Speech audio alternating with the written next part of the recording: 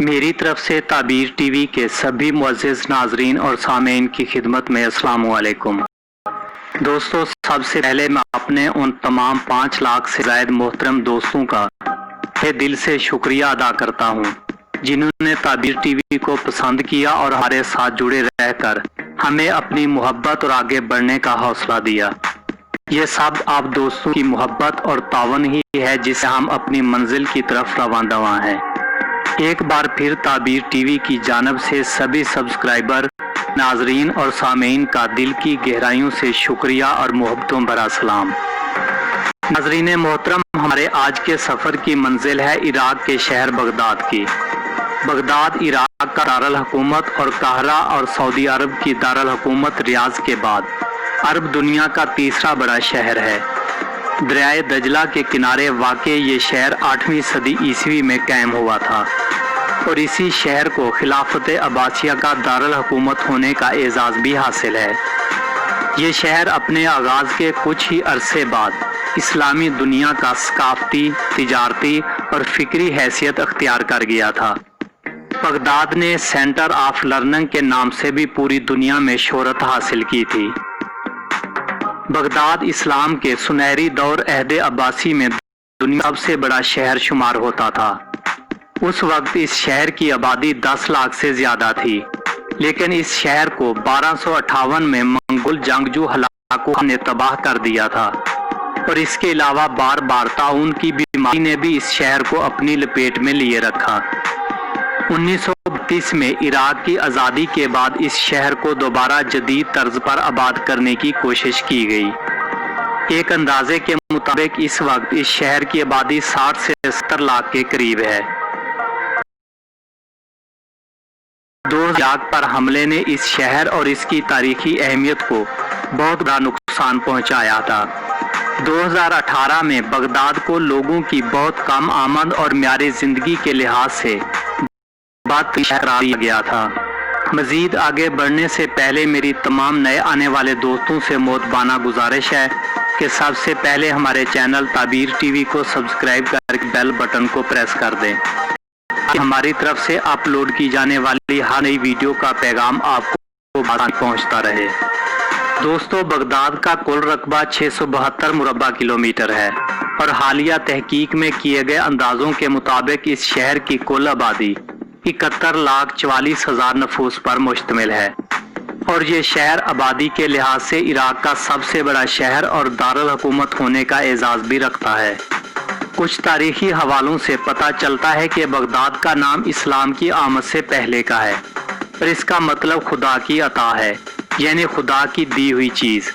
لیکن جب عباسی خلیفہ المنصور نے اس شہر کو اپنے دارالحکومت کا درجہ دیا تو اس نے اس کا نام بدل کر مدینۃ الاسلام رکھا، اور اسے سرکاری طور پر بھی مدینۃ الاسلام لکھا اور پڑھا جاتا تھا، مگر لوگوں نے شروع سے لے کر آج تک اسے بغداد کے نام سے ہی پکارا ہے۔ اگر اس شہر کی تاریخ پر نظر ڈالی جائے تو اس کا ماضی علم کی روشنی اور تعلیم کا گڑھ ہونے کے ساتھ ساتھ انتہائی دل خراش اور خون کے آنسو رلا دینے والا ہے۔ دنیا کا مشہور سیاح ابن بطوطہ اپنے سفر نامے میں لکھتا ہے کہ بغداد دنیا کے سب سے بڑے شہروں میں سے ایک تھا۔ آپ کے علم میں اضافے کے لیے بتاتا چلوں کہ ابن بطوطہ وہ سیاح ہے جس کا گزر پاکستان کے شہر ضلع جھنگ سے بھی ہوا تھا، اور اس نے اپنے سفر نامے میں جھنگ اور 18 ہزاری کا تذکرہ بھی کیا ہے۔ اس شہر کو عباسی خلیفہ نے 764 سے 768 کے درمیان تعمیر کروایا تھا، اور اس شہر کو ڈیزائن کرنے کے لیے دنیا بھر سے انجینئرز، سروے کار اور فن تعمیر کے ماہرین کو بلوایا گیا تھا۔ اس شہر کی تعمیر میں 1 لاکھ کے قریب مزدوروں نے کام کیا تھا۔ اس شہر کی بنیادوں میں لگی اینٹوں کا سائز 18 انچ مربع شکل میں ہے، یعنی چاروں اطراف سے اینٹیں 1.5 فٹ کی ہیں۔ شہر میں اینٹوں اور سنگ مرمر کا استعمال کیا گیا تھا۔ ناظرین محترم، تاریخ لکھتی ہے کہ 1258 میں خلافت عباسیہ کے آخری سلطان مستحسن باللہ کو چند روز بھوکا رکھنے کے بعد اس کے سامنے ایک سونے کا ڈبہ لا کر رکھا گیا، تو بھوکے سلطان نے جلدی میں ڈبہ کھولا تو وہ ہیرے اور جواہرات سے بھرا ہوا تھا۔ سلطان نے کہا کہ مجھے کھانا چاہیے، ہیروں کو میں کیا کروں؟ تو ہلاکو خان نے چند تاریخی الفاظ کہے کہ اگر تو ان ہیرے جواہرات سے اپنے جوانوں کے لیے تلواریں اور تیر بنا لیتا تو آج میں دریا عبور کرنے کی ہمت نہ کر سکتا۔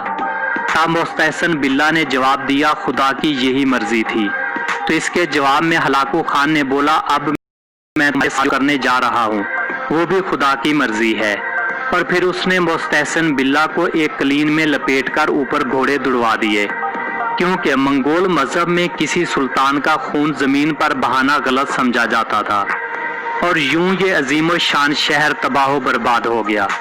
ہلاکو خان نے مسلمانوں کا اتنا قتل عام کیا تھا کہ انسانی کھوپڑیوں کے بڑے بڑے مینار بنا دیے گئے۔ اس قتل عام میں کم و بیش 10 لاکھ لوگوں کو موت کی ابدی نیند سلا دیا گیا۔ کہا جاتا ہے کہ اس تباہی کے بعد کئی دن تک دریائے دجلہ کا پانی سرخ رنگ میں بہتا رہا، کیونکہ لوگ کر کے سرے عام گلی بازاروں میں پھینک دیا گیا تھا، اور چند روز بعد شہر میں انسانی لاشیں گلنے سڑنے کے بعد اتنا طوفان اٹھا کہ ہلاکو خان کو خود شہر سے دور جا کر بسیرا کرنا پڑا۔ یہی نہیں، چند دن کی سرخی میں بہنے والا یہ پانی پھر سیاہ رنگ میں تبدیل ہو گیا، کیونکہ ہلاکو خان نے علم و حکمت کے اس مرکز کی تمام کتب اٹھوا کر دریا میں پھینکوا دی تھی، جن کی سیاہی سے دریا کا پانی سرخ سے سیاہ، اور علم کے اس مرکز کی تمام لائبریریوں کو آگ لگا دی گئی۔ ناظرین محترم، آپ کو یہ جان کر حیرت ہوگی کہ آج یورپ کے سائنسدان کائنات کے جن رازوں کا پردہ اٹھانے کے دعوے کرتے ہیں، ان رازوں کو آج سے کئی 100 سال پہلے مسلمانوں نے کھوج لیا تھا۔ الجبرا، الگوریدم اور کیمیا کا علم اسی بغداد شہر کی دین ہے۔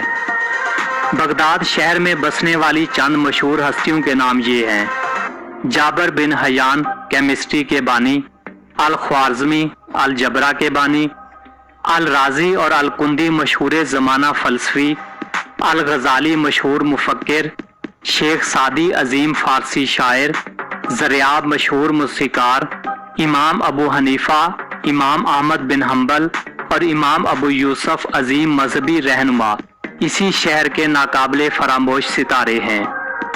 بغداد کا قومی میوزیم تاریخی نوادرات کا مرکز تھا، جسے 2003 کے امریکی حملے کے بعد تباہ کر دیا گیا۔ اس میں موجود نیشنل لائبریری پر صدام حسین کے حکم پر تباہ کر دیا گیا تھا، متنام بیبی اسٹریٹ۔ بغداد کی الرشید اسٹریٹ میں واقع یہ کتب فروخت کرنے کا سب سے بڑا اور تاریخی مرکز ہے۔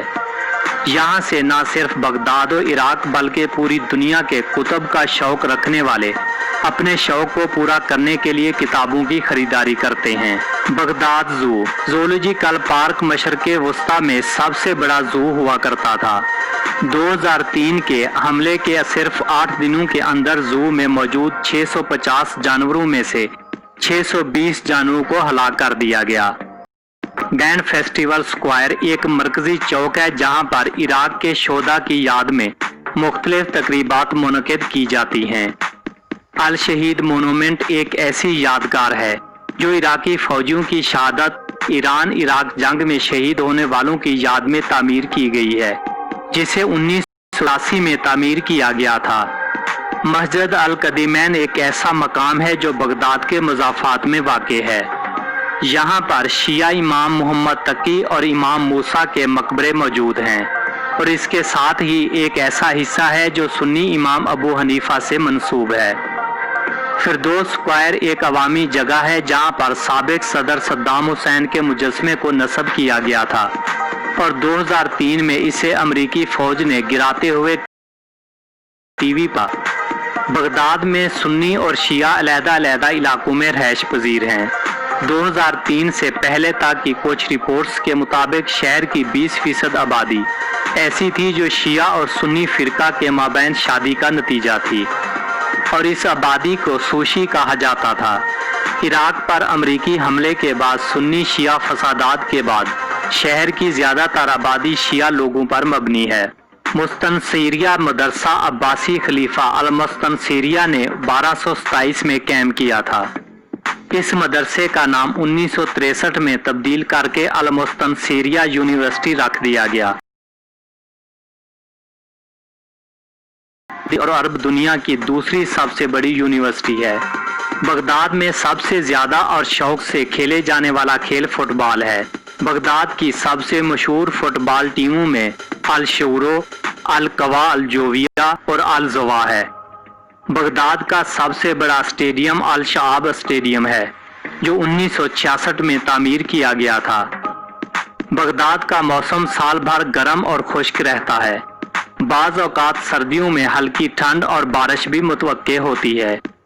यहाँ पर गर्मियों में औसत दर्जा हरारत 44 सेल्सियस से ऊपर ही रहता है। 11 जनवरी 2008 को 100 सालों में पहली मर्तबा बगदाद में हल्की बर्फबारी हुई थी। यहाँ पर औसत सालाना बारिश 150 मिलीमीटर तक रिकॉर्ड की गई है। बगदाद का पोस्टल कोड 10,090 है। जी नाजरीन मोहतरम, ये थी बगदाद के बारे में कुछ नायाब मालूमात पर मबनी एक खूबसूरत सी वीडियो, जो यकीनन आपको पसंद आई होगी।